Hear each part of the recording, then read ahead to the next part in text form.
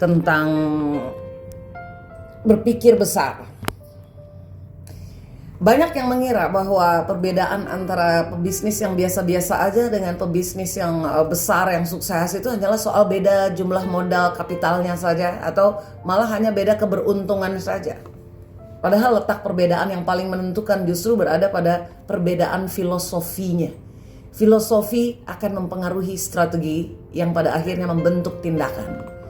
Filosofi, strategi, dan tindakan. Ini adalah 3 komponen yang paling krusial ya. Dia saling terkait dan sangat penting dalam mencapai keberhasilan atau sukses. Itulah kenapa dalam dunia sepak bola, klub-klub besar itu akan memilih para coach atau pelatih yang mempunyai filosofi dan punya sistem permainan yang super, sehingga diharapkan dapat membawa kejayaan bagi si klub itu. Lalu apa itu filosofi? Filosofi adalah landasan pemikiran dan nilai-nilai yang menjadi dasar bagi suatu organisasi atau individu. Filosofi ini menjawab pertanyaan tentang mengapa kita melakukan sesuatu dan apa yang kita ingin capai. Filosofi juga menentukan arah dan tujuan yang ingin dicapai. Sedangkan strategi adalah rencana yang sistematis dan terstruktur untuk mencapai tujuan yang telah ditentukan. Strategi menjawab pertanyaan tentang bagaimana kita akan mencapai tujuan kita. Makanya strategi harus selaras dengan filosofi dan nilai-nilai yang telah ditentukan. Nah, dari filosofi dan strategi lahirlah tindakan. Tindakan itu berarti adalah pelaksanaan dari strategi yang telah ditentukan. Tindakan itu menjawab pertanyaan tentang apa yang kita lakukan untuk mencapai tujuan kita. Makanya tindakan itu selalu harus sejajar dan sebangun dengan strategi dan filosofi yang telah ditentukan. Jadi filosofi, strategi, tindakan, dia memiliki hubungan yang sangat erat. Filosofi menentukan arah dan tujuan, strategi menentukan rencana untuk mencapai tujuan, dan tindakan melaksanakan rencana tersebut. Jika salah satu komponen tidak seimbang, maka keberhasilan atau sukses itu nggak dapat dicapai. Nah, pagi ini saya ingin bercerita tentang seseorang yang sempat 3 kali berganti profesi, tapi di ketiga bidang profesinya itu dia meraih sukses. Orang itu bernama Donald Trump, yang kebetulan baru aja dilantik kembali ya menjadi Presiden Amerika Serikat ke-47. Jadi terlepas dari arah politiknya dan juga kebijakan pemerintah Amerika Serikat di bawah kepemimpinannya, bukan itu yang kita soroti ya. Kita mau menyorot filosofi yang dianutnya.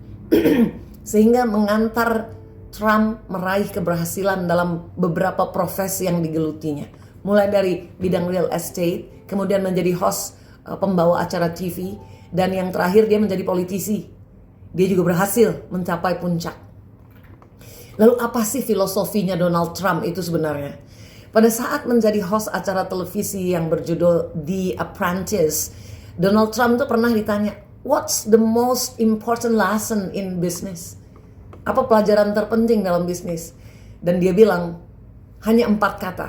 4 kata itu juga yang membawanya ke Gedung Putih. Inilah nasihat bisnis super dari Donald Trump yang diajarkan olehnya, dan tapi tidak diajarkan di sekolah. Jadi jauh sebelum dia menjadi bintang TV, Donald Trump itu telah merevolusi real estate di New York di usianya yang baru 27 tahun. Ketika itu dia melihat peluang yang terlewatkan orang lain. Sementara yang lain memilih bermain aman, Trump mengambil tindakan yang tampak gila pada saat itu. Namun ada metode di balik kegilaannya.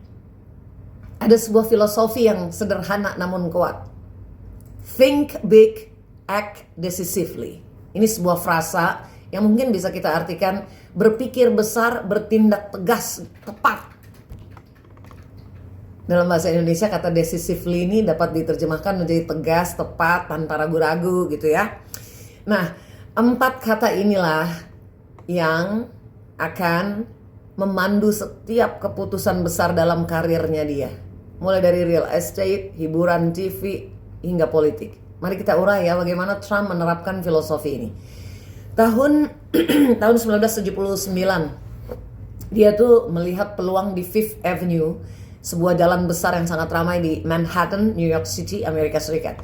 Lokasinya tuh tepat di seberang Tiffany & Co. Meski bagi kebanyakan orang, pasti akan ragu tuh kebanyakan orang. Tapi tidak dengan Trump. Langkah selanjutnya akan mengejutkan semua orang. Dia mengubah situs itu menjadi Trump Tower. Coba.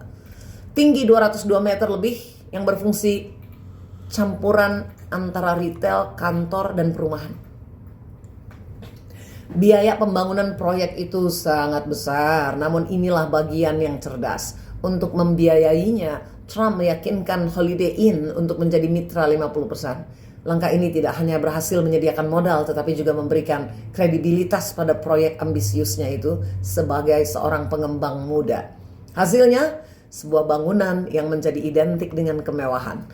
Namun Trump baru saja mulai. Jadi tahun 1988 dia tuh mengambil langkah yang lebih berani lagi. Dia membeli Hotel Plaza seharga 400,5 juta US dollar. Dan saat itu harga tersebut merupakan harga tertinggi yang pernah dibayarkan untuk satu hotel di Amerika. Banyak yang menyebut dia gila ya. Namun Trump melihat sesuatu yang tidak dilihat orang lain. Plaza bukan hanya sebuah hotel, tetapi sekaligus menjadi bagian dari sejarah besar New York City. Trump segera mengumumkan rencana renovasi senilai 50 juta US dollar. Tujuannya menjadikan hotel ini sebagai hotel termewah di dunia. Polanya menjadi jelas. Ketika Trump melihat peluang besar, maka dia akan bertindak cepat. Trump Tower, lokasi utama Fifth Avenue yang disita. Plaza Hotel, pembelian yang memecahkan rekor. Mar-a-Lago, ini mengubah investasi 10 juta US dollar menjadi pendapatan tahunan 22,7 juta US dollar. Nah, ada pelajaran penting di sini. Kesuksesan bukan hanya tentang besarnya gerakan kita, tetapi tentang kecepatan kita dalam membuatnya. Filosofi Trump ini berhasil karena menggabungkan dua elemen penting. Pertama, dia menemukan peluang pasar, dan yang kedua, bertindak sebelum orang lain bisa melakukannya. Disinilah kebanyakan orang gagal. Karena kebanyakan orang tuh akan berpikir terlalu kecil, menunggu terlalu lama, melakukan keduanya. Udah berpikir kecil, menunggu lama juga, sehingga kehilanganlah itu kesempatan yang mengubah hidup. Namun inilah yang perlu kita pahami, peluang terbesar seringkali terlihat gila pada awalnya. Saat Trump membeli Mar-a-Lago seharga 10 juta US dollar, kondisinya tuh rusak. Tapi sekarang menghasilkan pendapatan tahunan sebesar 22,7 juta US dollar. Inilah kekuatan berpikir besar dan bertindak tegas. Atau istilahnya think big, act decisively. Pada era sekarang ini, peluang terbesar bukanlah real estate ya, melainkan perhatian. Dan Trump memahami hal ini sejak awal. Dari The Apprentice hingga media sosial, dia membangun audiens yang menjadi aset terbesarnya. Inilah yang terlewatkan oleh sebagian besar pendiri perusahaan. Personal brand atau merek pribadi kita, itu adalah layaknya Trump Tower yang baru. Setiap postingan kita seperti memperoleh properti utama dalam ekonomi perhatian. Dan seperti langkah-langkah tegas Trump dalam bisnis, peluang terbaik tersedia sekarang. Yang pertama, bergerak yang akan menang. Kecepatan eksekusi itu penting. Tapi inilah bagian krusialnya. Sebagian besar pendiri perusahaan merasa mereka perlu memilih antara membangun perusahaan atau membangun merek mereka. Sayangnya itu pemikiran yang sudah ketinggalan zaman. Di era digital saat ini, merek pribadi kita itu adalah aset terbesar bagi perusahaan yang kita dirikan. Karena merek pribadi yang kuat menarik pelanggan secara otomatis, membawa investor kepada kita, memudahkan perekrutan talenta-talenta terbaik.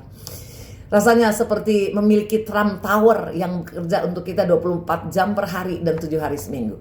Kita perlu bertindak tegas. Kesempatan untuk menarik perhatian sedang terjadi sekarang. Sama seperti Trump melihat nilai Fifth Avenue, para pendiri yang paling cerdas melihat nilai dalam membangun merek mereka saat ini. Pertanyaannya bukanlah apakah Anda akan melakukannya, tetapi apakah Anda akan melakukannya sebelum pesaing Anda.